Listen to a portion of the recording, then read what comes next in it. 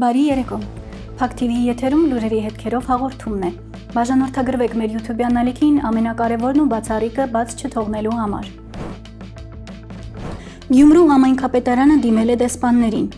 Գյումրու համայնքապետարանը հարգանքով դիմում է ձեզ, հաստատելով իրավիճակ, որը ուղիղ կերպով վտանգում է մեր համայնքի ղեկավարի առողջությունը եւ մարդու հիմնական իրավունքները։ Հոկտեմբերի 20-ին Գյումրու համայնքապետի ձերբակալությունից ի վեր իրավասու մարմինները չեն թույլատրում նրա անձնական բժիշկներին, էնդոկրինոլոգին եւ սրտաբանին այցելել նրան։ Չնայած բազմաթիվ պաշտոնական դիմումներին եւ բժշկական խորհրդատվության ակնհայտ անհրաժեշտությանը մուտքը մնում է արգելված։ Այս ընթացքում համայնքապետի առողջական վիճակը նկատելիորեն վատթարացել է։ Նա ունի լուրջ քրոնիկ հիվանդություններ, որոնք պահանջում են շարունակական մասնագիտական հսկողություն եւ բուժում։ Անհրաժեշտ մասնագիտական օգնության բացակայությունը փաստացի վտանգում է նրա կյանքն ու առողջությունը։ Հարկ է ընդգծել, որ այս իրավիճակը ուղիղ համընկնում է վարչապետի հրապարակային հայտարարության հետ, որտեղ վերջինս նշել էր, որ համայնքապետը պետք է դուրս շպրտվի քաղաքական եւ հասարակական կյանքից։ Դրանից հետո արձանագրված զարգացումները, ներառյալ բժշկական օգնության սահմանափակումը, ըստ էության համընկնում են այդ հայտարարության բովանդակության հետ, առաջ բերելով իրավական, հումանիտար եւ մարդու իրավունքների պաշտպանության լուրջ խախտումներ։ Հաշվի առնելով վերոգրյալը, հարգանքներով խնդրում ենք ձեր գերազանցություններին միջնորդել համապատասխան պետական եւ իրավասու մարմիններին,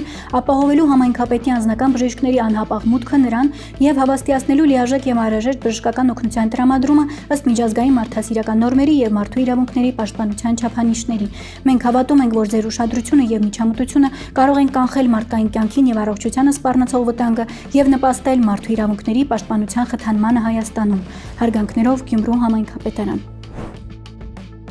Իշխանություն լրատվականի տեղեկություններով Երևանի հայտնի ակումբներից Սերենայում ԿՊ-ական պատգամավոր Խաչատուր Սուքասյանի եղբոր որդու եւ գործող դատախազների որդիների միջև կնոջ պատճառով ծեծկռտուք է տեղի ունեցել, ինչի հետևանքով դատախազների որդիների ընկերները դանակահարվել են։ Աղբյուրը օրեր շարունակ փորձում էր տեղեկություն հաստատող փաստեր հավաքել, սակայն իրավապահները պնդում էին, թե նման տվյալներ չունեն։ Սակայն հետաքննությունից պարզվեց այլ բան։ Սերենա կատարած այցով պարզվել է, որ ակումբը փակ է, քննչական կոմիտեն դռները կապարակնքել է։ Ակումբի աշխատակիցները կարծելով, թե լրագրողը շարքային հաճախորդը հավաստիացնում էին, որ դռները փակ են վերանորոգման պատճառով, սակայն նկարած տեսանյութից էլ պարզ երևում է, որ կապարակնքված դռան վրա քննչական կոմիտեի կնիքն է։ Աշխատակցի միջոցով ակումբի տիրոջը փոխանցել են, որ ցանկանում են զրուցել։ Վերջինս նախ համաձայնվել է, ապա մերժել։ Շարունակելով հետաքննությունը պարզ է դարձել, որ դանակահարված տղամարդկանցից մեկը չպարզված հանգամանքներում տեղափոխվել է Վաղաշապատի հիվանդանոց։ Նույն օրը հիվանդանոցից ահազանգ է ստացվել ներքին գործերի նախարարության ոստիկանության կենտրոնական բաժին։ Քննչական կոմիտեից իշխանություն լրատվականի հարցմանի պատասխան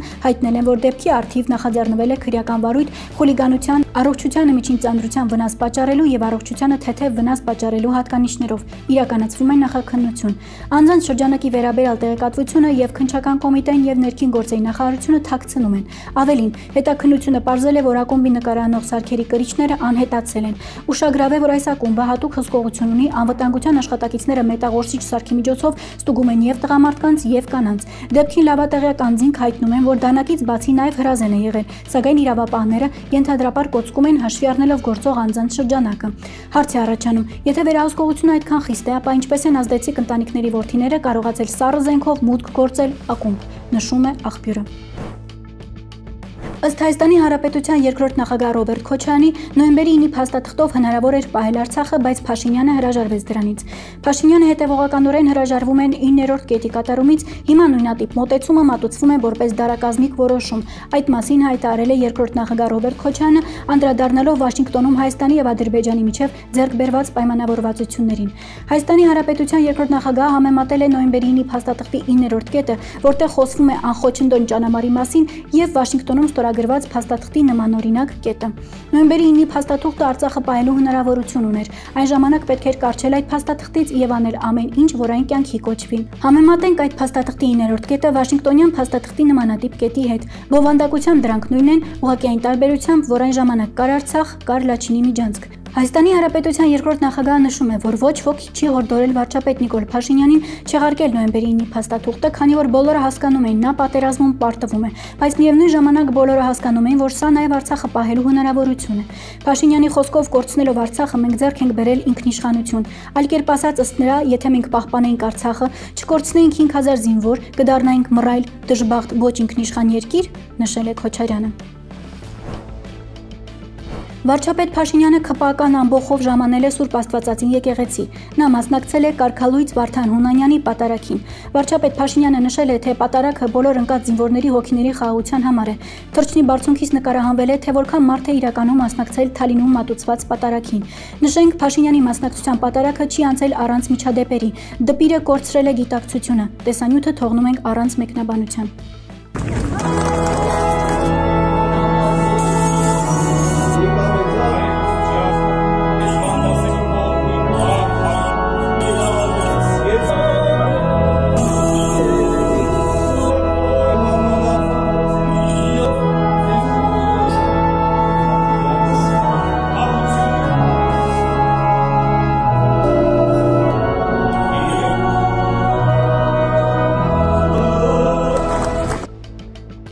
Ադրբեջանի նախագահ Իլհամ Ալիևի եւ Հայաստանի վարչապետ Նիկոլ Փաշինյանի առաջին շփումը իշխանության գալուց հետո տեղի է ունեցել 2018 թվականի սեպտեմբերին Դուշանբեում։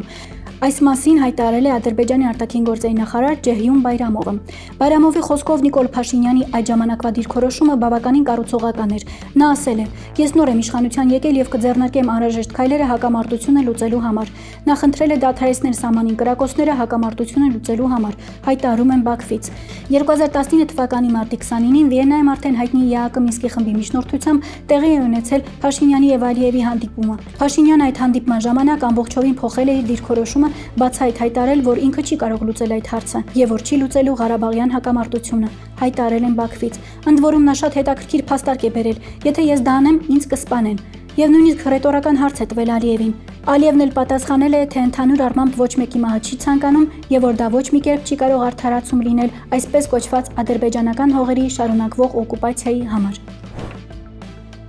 Այսօրվա համար այսքանը։ Շարունակեք մնալ Փակ TV-ի հետ եւ մշտապես լինել տեղեկացված, ինչպես նաեւ մի մոռացեք բաժանորդագրվել մեր YouTube-յան ալիքին։